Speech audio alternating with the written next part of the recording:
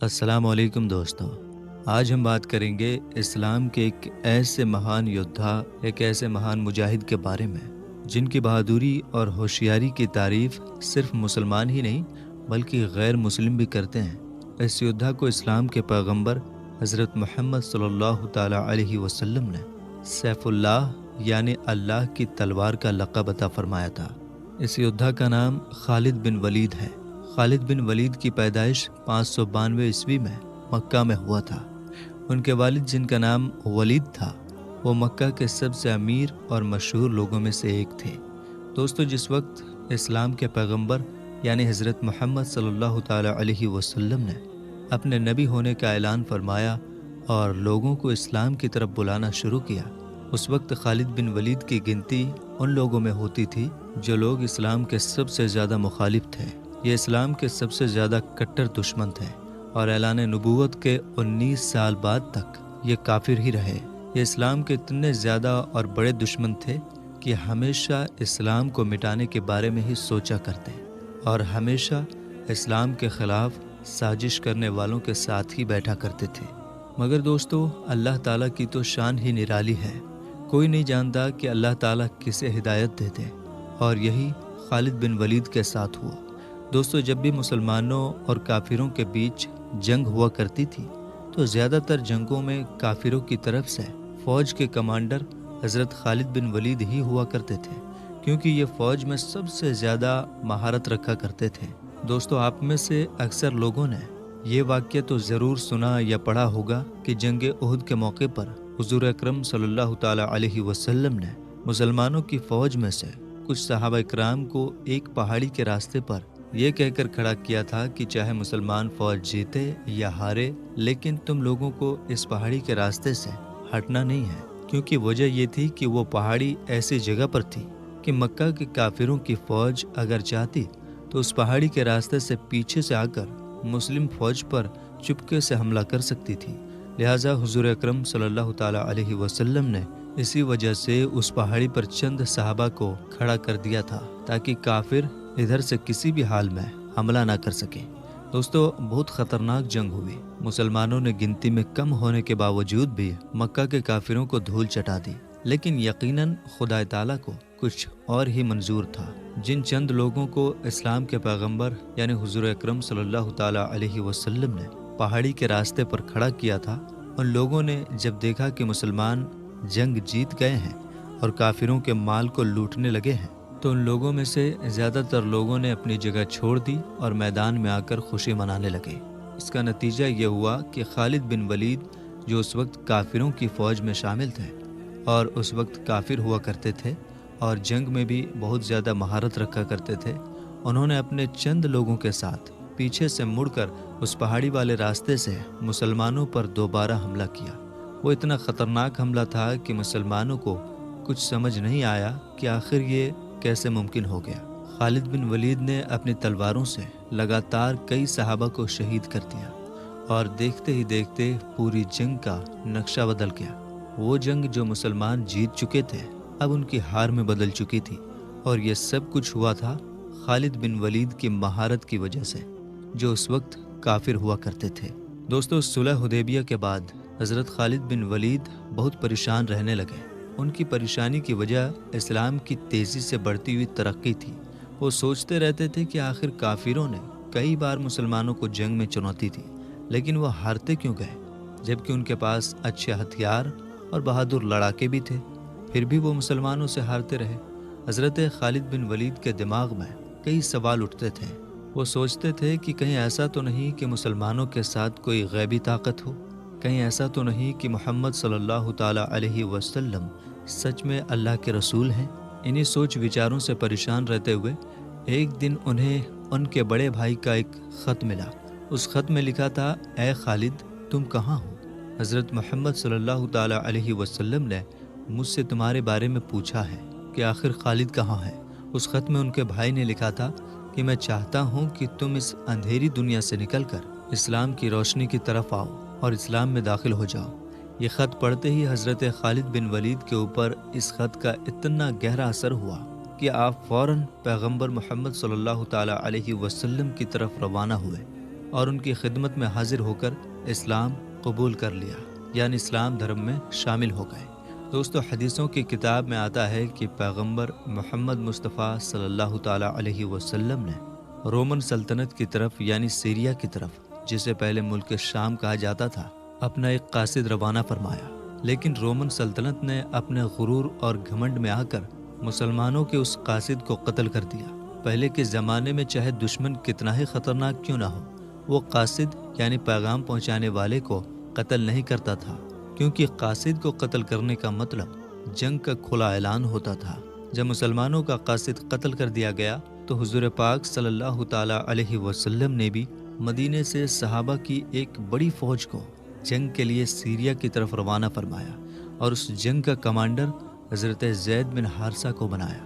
دوستو، زید بن حارثہ حضور اکرم صلی اللہ تعالیٰ علیہ وسلم کے منہ بولے بیٹے بھی تھے، اور یہ وہ اکلوتے صحابی ہیں جن کا نام قرآن میں بھی آیا ہے۔ اور حضور نے جاتے ہوئے صحابہ کو یہ نصیحت فرمائی کہ اگر زید شہید ہو جائے تو اس کے بعد اپنے فوج کا کمانڈر جعفر کو بنا دینا، اور اگر جعفر بھی شہید ہو جائے تو اپنی فوج کا کمانڈر عبداللہ بن رواحہ کو بنا دینا، اور اگر وہ بھی شہید کر دیا جائے تو اس کے بعد جس پر تم لوگ راضی ہو جاؤ اسی کو اپنا کمانڈر بنا لینا۔ حضور نے یہ نصیحت کر کے سیریا کی طرف اپنے لشکر کو روانہ فرمایا، اور حضور صلی اللہ تعالیٰ علیہ وسلم مسجد نبوی میں اپنے چند صحاباؤں کے ساتھ مدینہ شہر میں بیٹھ گئے۔ ایک طرف سیریا میں جنگ ہو رہی تھی اور دوسری طرف حضور مدینہ میں پوری جنگ کا نقشہ اپنے صحابہ کو بیٹھ کر بتا رہے تھے۔ بڑی ہی خطرناک جنگ ہوئی اور حضور رو رہے تھے اور اپنے صحابہ سے فرما رہے تھے کہ جنگ میں اب زید کو شہید کر دیا گیا ہے، اسلامی فوج کا جھنڈا اب جعفر بن طیار کے ہاتھ میں آ گیا ہے۔ تھوڑی دیر کے بعد حضور رو رہے تھے اور کہہ رہے تھے کہ جعفر کو بھی شہید کر دیا گیا ہے، اور اب جنگ کا جھنڈا عبداللہ بن رواحہ کے پاس آ پہنچا ہے۔ اس کے بعد حضور نے فرمایا عبداللہ بن رواحہ کو بھی شہید کر دیا گیا ہے، اور تمام لوگوں کے متفق ہونے کے بعد حضرت خالد بن ولید کے ہاتھ میں اسلام کی فوج کا جھنڈا دے دیا گیا ہے۔ حضرت خالد بن ولید نے اس جنگ میں اپنی بہادری کا مظاہرہ کیا اور فوج کو کامیابی کی طرف لے گئے۔ دوستو، یہ پہلا موقع تھا کہ جب حضرت خالد بن ولید کے ہاتھ میں اسلامی فوج کی کمانڈری تھی، کیونکہ اس سے پہلے تو وہ کافر ہوا کرتے تھے۔ لہٰذا جب اسلام کا جھنڈا حضرت خالد بن ولید کے ہاتھ میں آیا اور اس چیز کو رومن سلطنت کی فوج نے دیکھا تو ان کی آدھی ہمت تو حضرت خالد بن ولید کو دیکھ کر ہی ٹوٹ گئی تھی۔ اس کی وجہ یہ تھی کہ دور دور کے لوگ اس بات کو جانا کرتے تھے کہ مکہ کے مشرکین میں ایک خالد کا نام ایسا جنگجو موجود ہے جو اپنے سامنے کسی کو نہیں ٹکنے دیتا ہے۔ ظاہر ہے اب یہ اسلام میں داخل ہو چکے تھے اور اب یہ اسلامی فوج میں تھے، لیکن اپنی پرانی جنگی مہارتوں کو کبھی نہیں بھولے تھے۔ دوستو، بہت خطرناک جنگ ہوئی اور حضرت خالد بن ولید کی کمانڈری میں مسلمانوں نے یہ جنگ جیت لی، اور اس جنگ میں حضرت خالد بن ولید اتنے جوش کے ساتھ لڑے اور اتنی خطرناک طریقے سے لڑے کہ اس جنگ میں حضرت خالد بن ولید رضی اللہ عنہ کے ہاتھ سے 9 تلواریں ٹوٹ گئی تھیں۔ یقیناً ایک تلوار ہی کسی مرد کے ہاتھ سے ٹوٹ سکتی ہے، اور جس کے ہاتھ سے 9 تلواریں ٹوٹے، سوچئے اس نے اس جنگ میں کتنے لوگوں کو قتل کیا ہوگا۔ دوستو، جیسا کہ میں نے آپ کو پہلے بھی بتایا کہ پیارے نبی یعنی حضور اکرم صلی اللہ تعالیٰ علیہ وسلم سیریا میں ہو رہی جنگ کا حال مدینے میں بیٹھ کر اپنے صحابہ کو بتا رہے تھے اور رو رہے تھے، تو جب حضرت خالد بن ولید نے اپنی بہادری کے بلبوتے پر اس جنگ کو فتح کر لیا تو حضور نے خوش ہو کر تمام صحابہ کے سامنے حضرت خالد بن ولید کو ایک نیا نام دیا، اور وہ نام تھا سیف اللہ۔ اور حضور نے فرمایا کہ اب مسلمانوں کی فوج کی کمانڈری سیف اللہ کے ہاتھ میں ہے۔ دوستو، سیف اللہ کا مطلب ہوتا ہے اللہ کی تلوار۔ حضور نے تمام صحابہ کو جنگ کی فتح کی خوشخبری سنائی۔ یہ جنگ بعد میں جا کر جنگ موتا کے نام سے مشہور ہوئی تھی۔ دوستو، ظاہر ہے حضرت خالد بن ولید کا ذکر ہو اور جنگ یماکہ کا ذکر نہ ہو، یہ تو ممکن ہی نہیں ہے۔ حضرت خالد بن ولید کی سب سے مشہور جنگ یماکہ ہے۔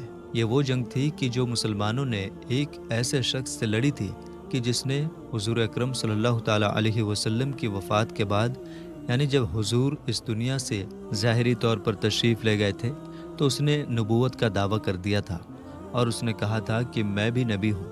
اس کا نام تھا مسلمہ قذاب۔ یقیناً یہ جنگ بہت خطرناک تھی، کیونکہ مسلمانوں کے سامنے کوئی چھوٹی موٹی فوج نہیں تھی، بلکہ بہت بڑی فوج تھی۔ اس فوج کی تعداد تقریباً 50 سے 60 ہزار تھی، لیکن ظاہر ہے کہ مسلمان بھلے ہی کم تھے، لیکن ان کا کمانڈر ایسا خطرناک انسان تھا جس کا نام تھا حضرت خالد بن ولید۔ حضرت خالد بن ولید نے اپنے پیتروں اور ہوشیاری سے مسلمہ قذاب کی اتنی بڑی فوج میں تباہی مچا دی، اور وہ لوگ گھبرا کر اپنے قلعوں میں واپس بھاگنے پر مجبور ہو گئے۔ حضرت خالد بن ولید نے ان کے قلعوں کو چاروں طرف سے گھیر لیا اور مسلمہ قذاب کو قتل کر دیا گیا۔ اس کے بعد یہ جنگ بھی جیت لی گئی۔ حضرت خالد بن ولید حضرت ابو بکر صدیق کی خلافت کے پورے دور میں مسلمانوں کے آرمی چیف بنے رہے، یعنی مسلم فوج کے کمانڈر بنے رہے۔ لیکن جب جنگ یرموک کا وقت آیا اور اس وقت تک حضرت ابو بکر صدیق کی وفات ہو گئی تھی اور حضرت عمر فاروق اعظم رضی اللہ تعالی عنہ مسلمانوں کے خلیفہ بن چکے تھے، تو حضرت عمر رضی اللہ تعالی عنہ نے حضرت خالد بن ولید کو مسلمانوں کے آرمی چیف کے پد سے ہٹا دیا۔ دوستو، آج بھی بہت سے مسلمانوں کے دماغ میں بھی یہ غلط فہمی رہتی ہے کہ حضرت عمر فاروق اعظم نے ایک ایسے کمانڈر کو آرمی چیف کے پد سے کیوں ہٹا دیا جو ہر جنگ میں مسلمانوں کی فوج کو جیت دلا رہا تھا۔ اس کی مین وجہ یہ تھی کہ حضرت عمر فاروق اعظم رضی اللہ عنہ کی ان سے کوئی ذاتی دشمنی نہیں تھی، بلکہ اس کی اصل وجہ یہ تھی کہ حضرت خالد بن ولید کی کمانڈری میں مسلمان لگاتار فتح پر فتح حاصل کیے جا رہے تھے، اور لگاتار فتح حاصل کرنے کی وجہ سے مسلم فوج کے سپاہیوں کے دماغ میں یہ بات بیٹھ چکی تھی کہ ہم حضرت خالد بن ولید کی وجہ سے ہی جنگ کو جیتتے ہیں، یعنی اگر کسی جنگ میں ہمارے ساتھ خالد بن ولید نہیں ہوں گے تو ہم اس جنگ کو کبھی نہیں جیت پائیں گے۔ مسلم سپاہیوں کی اسی سوچ کو مٹانے کے لیے حضرت عمر فاروق اعظم حضرت خالد بن ولید کو آرمی چیف کے پد سے ہٹا کر ان کی جگہ پر حضرت عبیدہ ابن زرہ کو بٹھا دیا تھا۔